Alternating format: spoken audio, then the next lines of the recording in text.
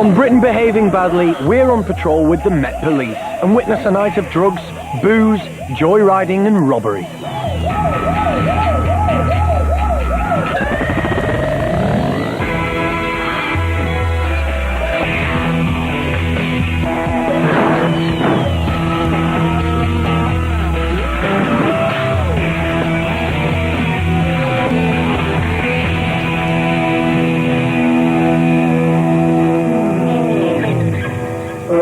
Risk is well known to hold officers aggravated burglary. This is the night patrol. Call sign Echo Kilo 31. It's 6 p.m. and the 12-hour shift starts with an intelligence briefing of who to watch out for and what happened the night before. Obviously a very dangerous individual, very violent, and wants to watch out for. The unit targets bad behaviour on the streets of Camden in inner London. Yeah, the victim got out his wallet and suspect tried to grab the victim's iPod. Victim hurried to his house, but was followed by the two chaps. Suspect punched the victim in the mouth 3 times, trying to get the iPod. We'll be ready to go out 5 minutes on the vehicle. Thanks very much. There are a number of vehicles out every night, and they make a very visible presence on the streets. We start the night in the unit's minibus.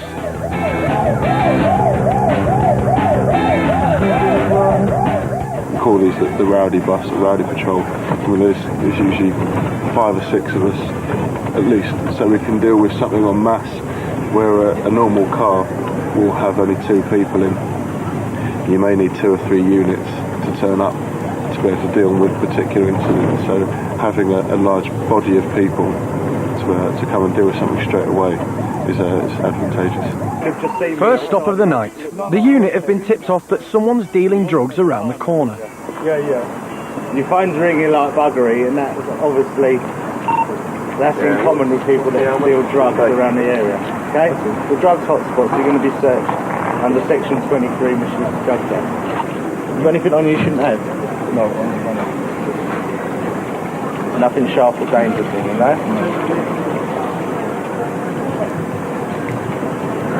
What's this here then? There you go, Steve. Trying to pull the wool over my eyes. Now, what did I tell you? You got any more drugs on you? Okay, now I'm supposed to believe you, although you've already lied to me, am I? Right, so we'll put you in handcuffs on to the front in case you've got to sit in our van. I asked if you had any on you. You said no, and I said, if you find them, get arrested.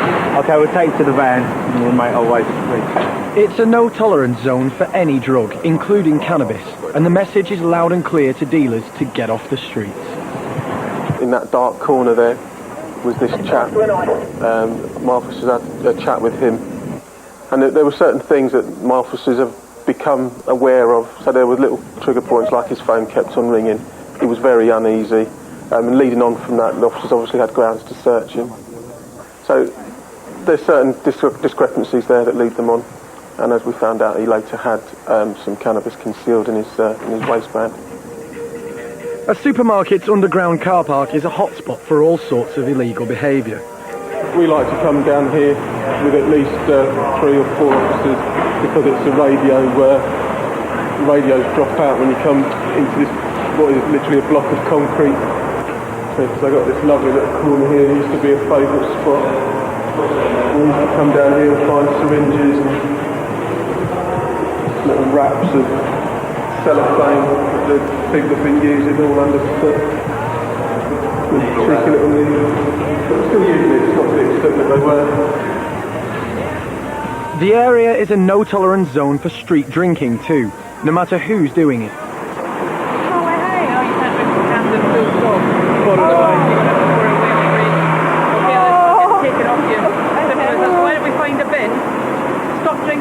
Said you can't drink. That doesn't mean drink it in front of me. Sorry. I didn't know them. Alright, that's fine. A bit over here. Yeah. Camden is an inner London borough, just slightly set off to the northwest. At its most southern tip, it's right down in and around Covent Garden, moving as far north as the top end of Hampstead and Golders Green.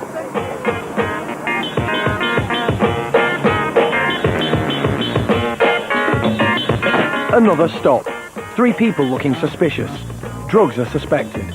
Nothing's found though, But one person is arrested as he's wanted for failing to turn up in court.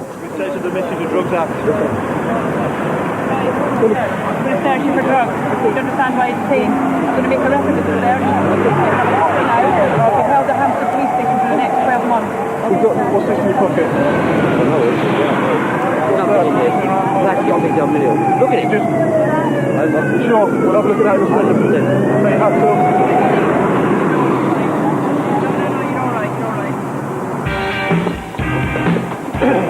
Come on this way, Darren. From the point where an officer decides somebody's to be arrested, the person will be taken back to a police station. At that point, they're entitled to their own rights, obviously, and quite rightly. The custody officer will explain that to them, give them their rights and entitlements, and therein starts a whole procedure whereby the arresting officer has to account for their actions and for taking that person away from their freedom and their liberty. If it's not busy, we can sometimes see a turnaround within an hour and a half to 2 hours. On a busy night like we had, it's not uncommon to lose somebody for 4 or 5 hours, possibly more, from their shift. One of the jobs of the unit is to respond to the public's concerns, and one thing residents really don't like is groups of youths hanging around in the dark. We get call after call from residents saying that they're hanging about and they're gathering in numbers, but it's a communal area and kids use swings and they want somewhere to chat and meet their friends. So again, we come and we turn up, have a walk through. Sometimes we'll stop and have a chat. Sometimes it's not appropriate to do that, but we'll just have a walk through and let the kids know that we're about.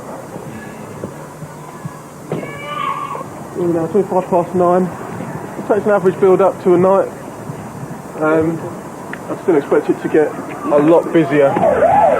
The van responds to a 999 call. There's a fight in progress, but there's no sign of it when the unit arrives a few minutes later.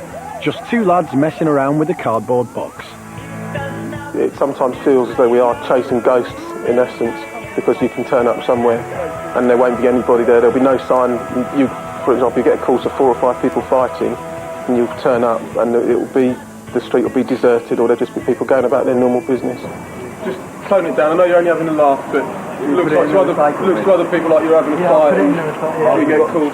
Oh, sorry, mate. Okay. Yeah, if you just wrap it up for us, stick it in the bin, that'd be lovely. Yeah. Sorry about that. Not surprisingly, booze plays a large part in the bad behaviour they have to deal with. We've had a call to the accident and emergency at the UCH, where the staff have reported they've got an abusive female waving a pair of shoes around or trying to assault some staff. Don't know the reason. It could be that she's drunk or on drugs, or she's just a patient who's not happy. But we're not far, so it's likely to be first on scene.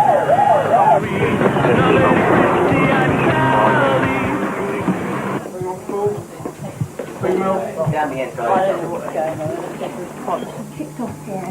I came flying through from waiting there. All the nurses were trying to calm her down verbally. She wasn't having any of it. It was very physically violent. I then saw her go 3 times to my nurse, right across the ear. Where someone's had a drink and they're becoming violent and aggressive and abusive, it is difficult to deal with. That was increased simply by the fact that it was in that casualty department. It's constantly in and out of the press with regards to assaults happening on NHS staff, and they are there even more so than we are to help people when they desperately need it. And the last thing that department needed was that lady causing that amount of disruption, and the time and effort and the staff that were required, and they could have been doing far more constructive things. We like to deal with that as positively as we can, to reinforce people that that sort of behaviour is not acceptable, and wherever possible we will deal with it as strongly as we can.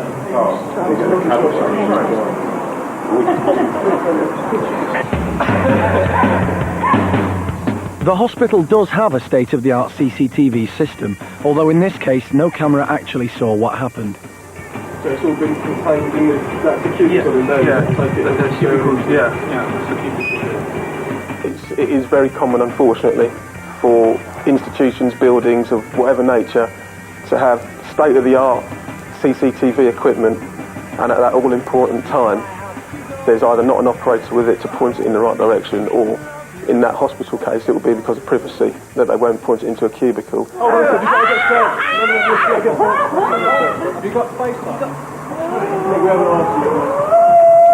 I love you. Oh, you're so nice. Sophie, be nice. Please be nice. Oh, mate, she fell over on the platform at London, and the medics grabbed her and saw there's too much of a big incident, and they took her to the hospital, and she panicked. We got her boots. The woman is arrested for being drunk and disorderly and has the rest of the night at a police station to sober up. You can have quiet nights, you can have busy nights. It's all about, it's always different, something that you're doing. The pubs and things around Camden don't really kick out until 1 o'clock. So we'll see if anything livens up later with regards to any drunkenness or fighting in the street. Another 999 call comes in, this time to sort out a party that's getting out of hand. There's been a fight outside a house, I think it's Norman House in Argyle Street. Nobody's after spoiling your fun. You've got to be considerate now. It's gone 1 o'clock. Bear in mind you've got neighbours. Apparently there's a lot of old people living in the block. Staff to keep it down. We'll turn up on music. We'll keep it up now. Go on then, get back inside and enjoy yourself. We'll just keep the noise down. We'll keep the music up. The host might look like he's been beaten up, but it's only Halloween fancy dress, and there's no trouble for the team to worry about. The borough has its own noise patrol, who would normally sort out getting the music turned down. Since we've got the Camden Patrol now, they get the call to the noise disturbances before we do. They only call us if they can't handle it themselves. Other than that, so we don't normally get these. Makes a change. But I think it's one of the weekends when it's going to be all the Halloween parties. But there may be a few more. After the break, joyriding and robbery, and the 999 calls keep coming in. Just because you like to destroy all the things that bring the idiots joy. Well,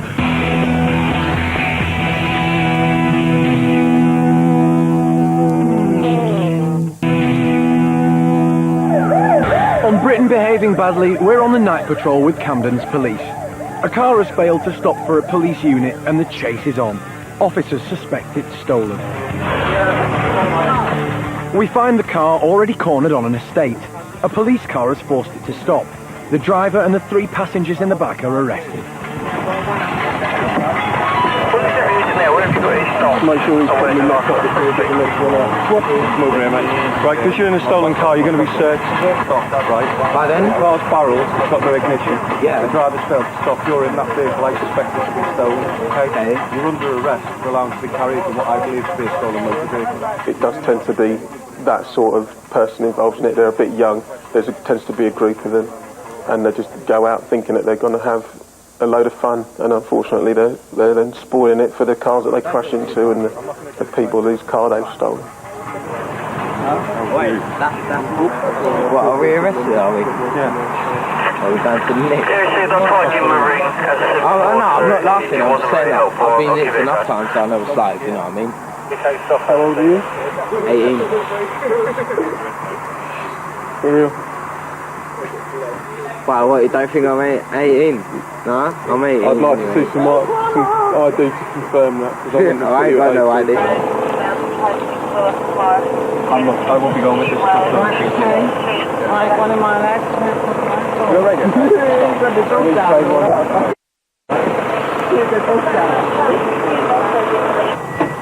The driver will be charged with taking and driving away, and the passengers with the offence of allowing themselves to be carried in a suspected stolen car. Spotted a vehicle that they weren't particularly happy with. It had a window broken on it. Attempted to try and stop it, and the vehicle then failed to stop for them. There was a short chase into the estate there. There's been some sort of loss of control, and the 2 cars have collided and narrowly missed the parked cars there. The driver and the front passenger have tried to get away. The passenger was successful.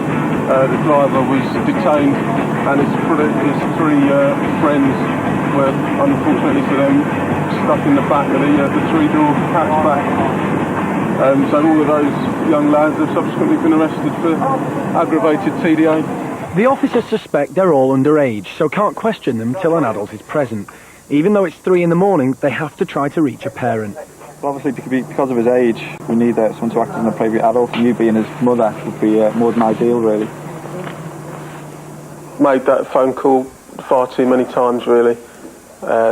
Waking parents up in the dead of night to tell them that you've got their young son or daughter at the station for... it doesn't matter what the offence is. Shall I, I'm a parent myself, and 20 minutes and give you a God forbid I ever get that phone call. So yeah, it is quite shocking to have to explain to parents that their kids have been arrested and they're at a police station for whatever reason.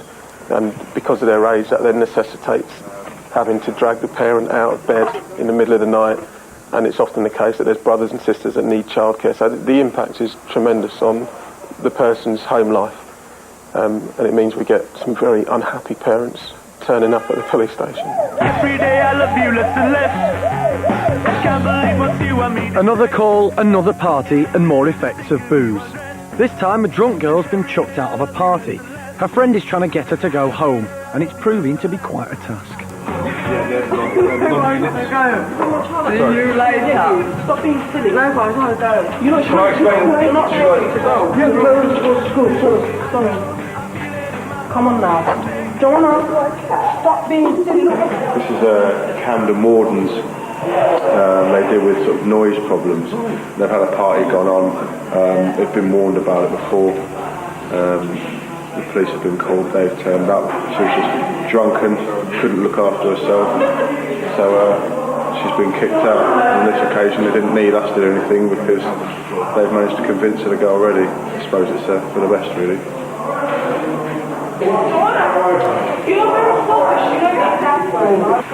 My main concern is how you're going to be responsible for her and you've got this young kid to look after. Basically, I'm going to take her to my mum instead of going everything. I'm just going to get one bus 24. I'll be fine on my own. Get on the bus. Because if we have another call to her, I'm not... I know. My main concern is that you've got this young obviously, that's what young I'm kid angry. If I didn't have her, I wouldn't be bothered. I'll here. waste my time with her. I'm angry because she's not well as well. I'm not meant sure? to have her. You're going to be out of hand there? I'll be alright too, so I'll try my best to take her home. Okay. On you go then. Come on. We're going. Joanna. Come on. It's not all action for the patrol. There's a lot of paperwork to be done as well. We collate all our results, all the people stopped, people we've arrested, all the incidents we've attended, and we put them onto one sort of computer database so they can be compared against what we've been asked to do and what we've actually done. This is also an intelligence unit, so all the people we stopped, we've got details. So if we ever come across these people again, we can sort of marry it all up. As much information that we can share with our colleagues on different shifts and different units is vitally important in making sure that all of the officers on the unit are able to best go out. So we like to know where our people live, what cars they're driving, when were they last seen, what were they wearing, because that can be vitally important if we're attending the scene of a robbery. And those sort of information handover and exchange have led to some fantastic results for our unit. Back on the streets with another patrol car, and there's an urgent call from a witness to a suspected robbery at an art gallery. What is it? Wooden statue. I've got something coming right down with the footprints, etc. Any footprints in there? I'm stuck my head in with that. Stock goes en route, so need that today. Yeah. We must assume one of the pictures up there.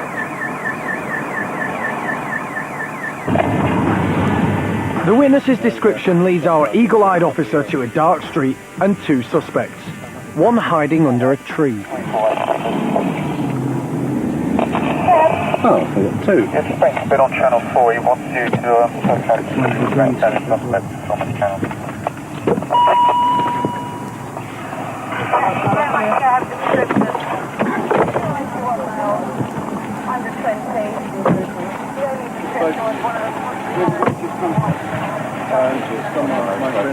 Your friend's house, are you? Yeah. What about you? Same. You're same as well? We're friends. It sounds like you've got something at the moment. 2 stop Pilgrim's Lane. Willow. I'll tell you why you've both been stopped at the moment. It's just been a burglary occur at the top there. One was meant to have a white top and one was having a green hooded top. both seen running down Willow Road. This is Willow Road, and you two both match those descriptions very, very well. These come from friends up there. So we'll find out what the state of play is. I've We'll go from there. From that Notting Hill. University. Yeah, I'm Come down. from What's your names? How old are you? 18. 18. Rob, I'm 23. You're 23, are you? Just getting your taxi. Actually, taxi back to Holland Park. No, Holland Park. So where's your friend live? What's the road? I don't know the name of the road. We just met today. You seem a bit out of breath, son.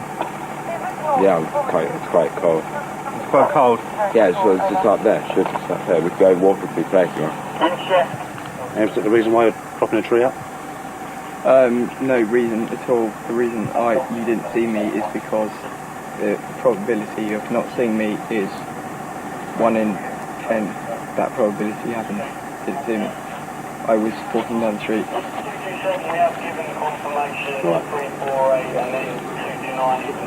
Your full name? Right, until we get to the bottom of this and you can go on your way if you're not involved. But if it's a completely different story, then we'll see from there. Yeah, sure. Okay? By mysterious coincidence, right across the road, there are some abandoned pieces of artwork. Well, we've seen two of the match descriptions concerning a burglary at a shop of artwork, and we arrested two and discovered some paintings on the opposite side of the road to where they were stopped. The driver of the vehicle that you were with, Dave, was a very experienced officer. So much so that I like to sometimes refer to him, he has got a bloodhound instinct for finding things. If somebody's lost a purse, Dave will find the purse. And that night he knew exactly where to be, and he's proved himself yet again, and resulted in arresting two burglars. Yeah, can you find a space for preferably kids, please? Two coming in for suspicion of burglary.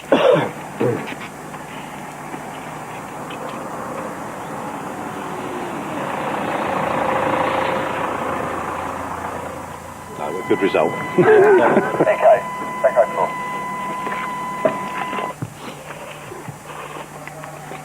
One. It's hardly worth doing, is it? Well, I suppose the price tag was quite large. It was hamster, I think.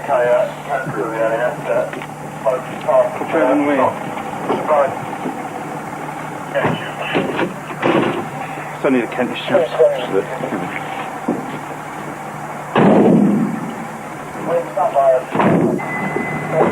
It's nearly 6 a.m. and the night shift is coming to an end, but these two lads will probably be busy for quite some time to come.